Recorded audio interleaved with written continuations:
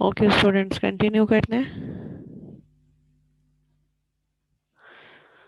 ठीक है, first generation and second generation languages हमने पढ़ लिए हैं। आई होप सो कि आपको उसमें कोई क्वेरी या क्वेश्चन अगर है तो पूछ लें, नहीं तो फिर हम आगे बढ़ते हैं।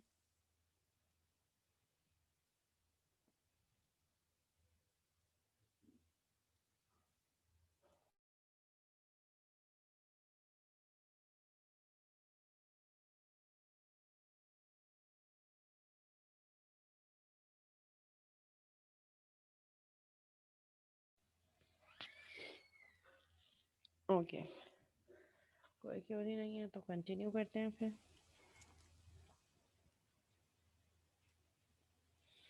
Now we have third GL language. Third generation language closer to English but included simple mathematical notation. ठीक है, थर्ड जनरेशन लैंग्वेज हमारे पास और इजी एस। ठीक है, एस जैसे हम देखें, कंपेयर करें उसको मशीन लैंग्वेज या असेंबली लैंग्वेज से, तो बहुत ज़्यादा आसान है third GL language for human beings. But computer के लिए फिर उसकी जितनी जितनी आपकी लैंग्वेज जो है उसको राइट डाउन करना ह्यूमन के लिए आसान होगा, उतनी ज़्यादा कंप्यूटर के लिए डिफ़िकल्ट होगा उसको अंडरस्टैंड करना।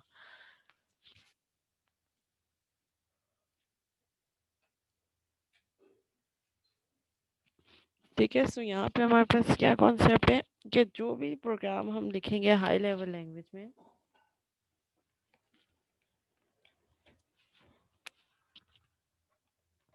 या 3GL लैंग्वेज में, ठीक है, वो हमारे पास क्या होगा, अब उस कंप्यूटर को उसको अंडरस्टैंड करने के लिए कोई ना कोई हमारे पास ट्रांसलेटर चाहिए होगा।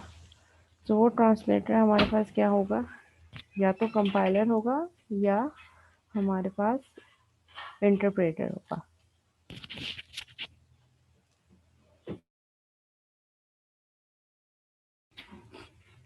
अब जो प्रोग्राम हम राइट डाउन करते हैं मशीन हाई लेवल लैंग्वेज में, ठीक है, थर्ड जीएल लैंग्वेज में जो प्रोग्राम हमने राइट डाउन किया एज अ प्रोग्रामर, वो हमारे पास सोर्स कोड होता है। और जब वो ट्रांसफॉर्म हो जाता है मशीन लैंग्वेज में, क्योंकि मशीन को अंडरस्टैंड करने के लिए उसको पहले ट्रांसलेट करना पड़ेगा अपनी ओन लैंग्वेज के लिए। सो वो कोड क्या होगा हमारे पास, ऑब्जेक्ट कोड, जो मशीन रीडेबल फॉर्म में होगा। और जो ह्यूमन रीडेबल फॉर्म में होगा वो सोर्स कोड। कोई ना कोई और प्रोग्राम होगा जो कि उस प्रोग्राम आपके सोर्स कोड को मशीन लैंग्वेज में ट्रांसफॉर्म करेगा। और वो सोर्स कोड जब मशीन लैंग्वेज में ट्रांसफॉर्म हो जाएगा तो वो उसको हम क्या कहेंगे, ऑब्जेक्ट कोड, जो कि मशीन अंडरस्टैंडेबल फॉर्म में होगा। The translation of source code to object code is accomplished by a machine language system program called a compiler। और जो ट्रांसलेशन हो रही है ह्यूमन अंडरस्टैंडेबल फॉर्म से मशीन अंडरस्टैंडेबल फॉर्म में, वो क्या क्या हम कैसे अचीव करते हैं, through a machine language system program called a compiler. ठीक है, हर लैंग्वेज जो हमारे पास थर्ड जीएल की लैंग्वेज है उसके साथ कोई ना कोई कंपाइलर होगा या इंटरप्रेटर होगा। जो उसमें आपने कोड किया, आप उस कोड को रन करने से पहले कंपाइल करेंगे so that computer can understand that code, फिर उसको कैलकुलेट करे, एग्जीक्यूट करे, और एग्जीक्यूट करने के बाद आपको रिजल्ट दे। अच्छा, दो मैकेनिज्म होते हैं हमारे पास ट्रांसलेशन के, कंपाइलर और इंटरप्रेटर। डिफरेंस ये है कि जो कंपाइलर है वो आपके पूरे कोड को, अगर आपके पास 10 लाइन्स ऑफ कोड हैं तो पूरी 10 लाइन्स ऑफ कोड को एक साथ कंपाइल करेगा और मशीन लैंग्वेज में ट्रांसफॉर्म कर देगा। जबकि इंटरप्रेटर क्या करता है, लाइन बाय लाइन, अगर आपके पास 10 लाइन्स हैं, लाइन ऑफ कोड है, तो पहले वो फर्स्ट लाइन को मशीन लैंग्वेज में ट्रांसफॉर्म करेगा, फिर सेकंड को करेगा, फिर थर्ड को, fourth and fifth and so on. ठीक है, तो दोनों का काम सेम ही है, बट काम करने का जो मैकेनिज्म है, जो तरीक़ेकार है, वो डिफरेंट है। कंपाइलर पूरे के पूरे कोड को एक साथ कन्वर्ट कर देगा मशीन लैंग्वेज में, जबकि इंटरप्रेटर लाइन बाय लाइन आपके कोड को ट्रांसफॉर्म कर रहा होगा मशीन लैंग्वेज में।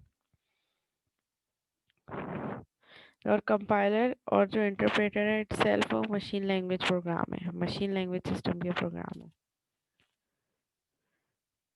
ठीक है, अल्टरनेटिव टू कंपाइलेशन, अगर आपने कंपाइल नहीं करना तो उसका अल्टरनेटिव क्या है आपके पास, interpretation, which is accomplished by a system program called an interpreter.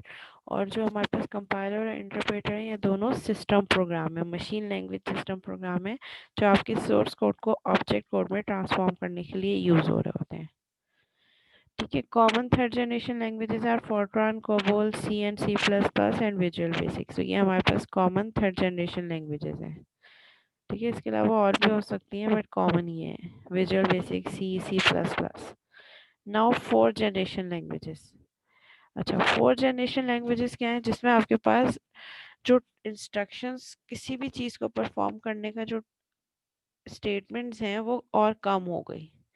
Means यहाँ पे हमारे पास लाइक डेटाबेस का कॉन्सेप्ट आ गया, क्यूरी लैंग्वेजेस आ गई, रिपोर्ट जनरेटर्स हो गए, form designers and application designer generator. इसकी एग्जांपल मैं आपको ऐसे देती हूँ, ड्रीम व्यूअर का तो आप सबने सुना ही होगा।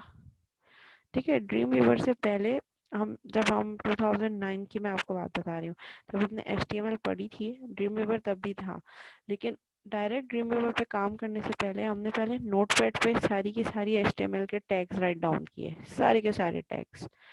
ठीक है, और उस पर काम करने के बाद फिर हमने उसको ब्राउजर पे चलाया, मतलब .html की एक्सटेंशन से सेव किया उस नेटवर्क की फाइल को और उसको ब्राउजर से रन किया।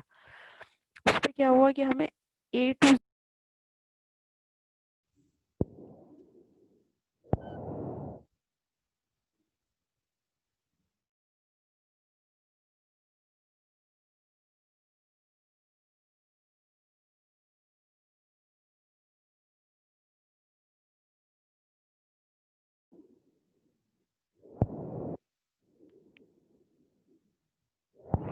ओके कंटिन्यू करते हैं। ठीक है, सो वहाँ पे जब हम नोटपैड पे काम कर रहे थे तो सारी की सारी स्टेटमेंट हमें खुद से राइट डाउन करनी पड़ गई।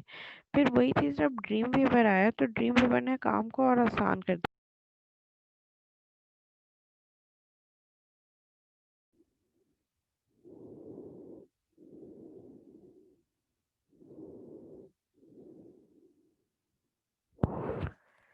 ठीक है, तो मैं एग्जांपल डिस्कस कर रही थी आपके साथ एच टी नोटपैड और ड्रीम वीवर की।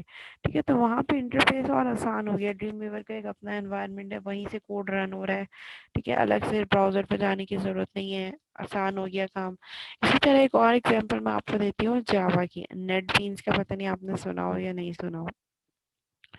उसमें ये होता था कि हम इवन